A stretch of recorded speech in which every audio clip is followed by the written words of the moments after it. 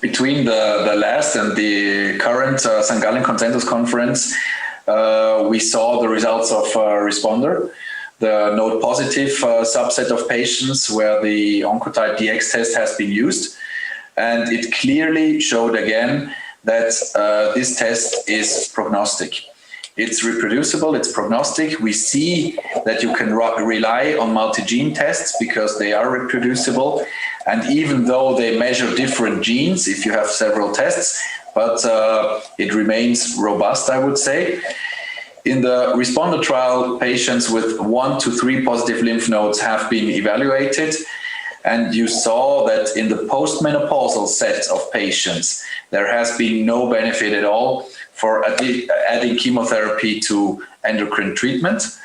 On the other hand, what we have mentioned before is that in premenopausal women, there appears to be some benefit, and the higher the recurrence score is, the larger it would get, and we don't have 10-year data of this trial. So the big discussion is really what are we doing with those patients? And there were several different opinions, I would say.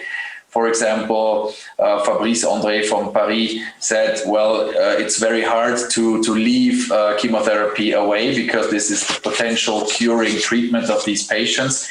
And we don't have the data, it's only extrapolation.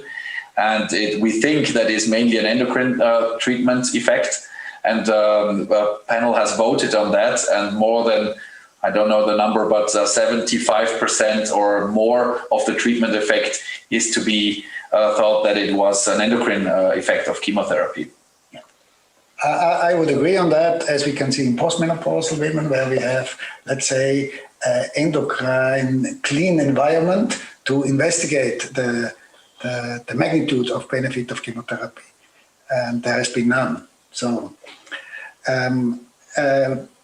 prognostic and predictive markers are important, of course, and we are not actually looking for more prognostic markers. We have already dozens of them, and that has been repeated also by Jonas Berg and so on. And in this regard, actually only Oncotype DX gives us this information. But not in the RxPONDER trial. Yeah. So this is different. And the main data comes from the Kathy Elbain data from the old trial in a retrospective analysis of a prospective trial, of course. But I think we have to be very careful when we talk of predictive biomarkers in multigene signatures.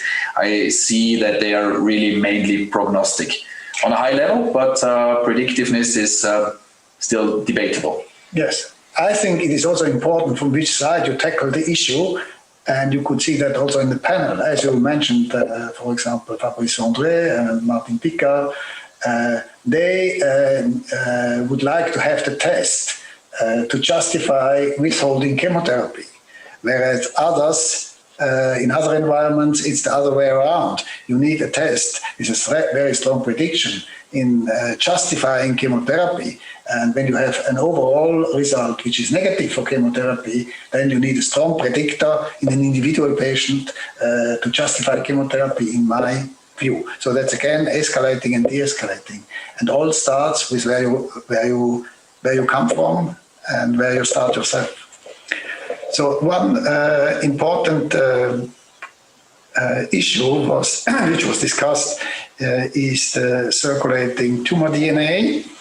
And Nicholas Turner gave an excellent lecture, and I recommend you to watch it on the demand lecture. Can still be done today. And he elaborated on the different roles. The role could be in diagnosis and detection, could be in surveillance after primary treatment, could be in steering neoadjuvant, post-neoadjuvant or adjuvant therapy. And he clearly made the point for which indication situation we have, which data. We haven't got the time to go through all of this. And the bottom line is, this is very promising, but it's not ready for prime time. We use that in daily routine in lung cancer. but lung cancer is not breast cancer, as the tumor genome is much more unstable there, and here we have a different situation. But we are sure that this will develop very fast, and it will be also first settled in metastatic disease to steer and being able to prove that this is really patient benefit and not only a benefit related to lead time bias. And this is a very promising development, and it is obviously also a way to implement innovation in countries which have not all the facilities for pathology and gene expression.